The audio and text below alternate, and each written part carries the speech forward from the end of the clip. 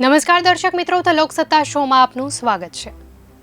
જાપાનમાં એમ્પીલ વાવાઝોડાની અસર જોવા મળી રહી છે। આ વાવાઝોડું જાપાનના મુખ્ય ટાપુ તરફ ઝડપથી આગળ વધી રહ્યું છે। બીજી તરફ વાવાઝોડાના કારણે એરલાઇન્સની સેવાઓ પર અસર પડી છે। એમ્પીલ વાવાઝોડાના કારણે જાપાન સરકારે ભૂસ્ખલન અને પૂરનું એલર્ટ જાહેર કર્યું છે। હવામાન વિભાગે લોકોને ઘરની અંદર સાવધાની સાથે રહેવા અને જોખમોથી સાવચેત રહેવાની સલાહ આપી છે।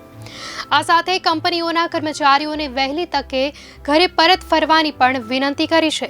ટોક્યોના દરિયા કિનારા પાસે રહેતા લોકોને તુરંત ઘરો ખાલી કરવા માટે આદેશ અપાયા છે। હાલ વાવાઝોડું ટોક્યોના દરિયા કિનારે પહોંચ્યું છે, જેને ધ્યાને રાખી સંયુક્ત વાવાઝોડા ચેતવણી કેન્દ્ર દ્વારા એલર્ટ જાહેર કર્યું છે। JTWCના જણાવ્યા મુજબ વાવાઝોડું એમ્પીલ શક્તિશાળી બની ગયું છે અને તે ટોક્યોના દરિયા કિનારે પહોંચી ગયું છે। વાવાઝોડું આગામી 12 કલાકમાં ઉગ્ર સ્વરૂપ ધારણ કરી શકે છે।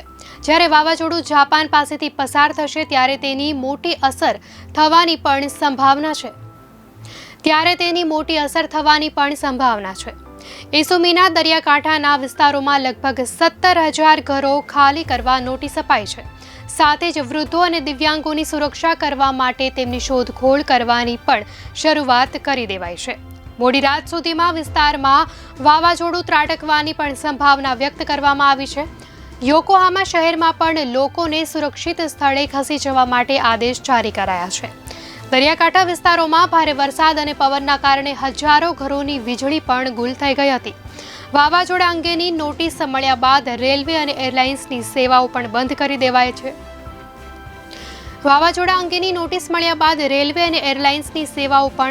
દેવાય છે।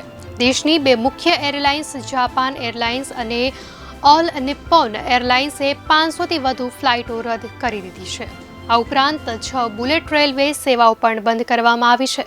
હવામાન વિભાગે ઉત્તર અને પૂર્વી જાપાન માટે ભારે વરસાદ, ભારે પવન અને પૂરની સ્થિતિ અને ભૂસ્ખલનની ચેતવણી જારી કરી છે।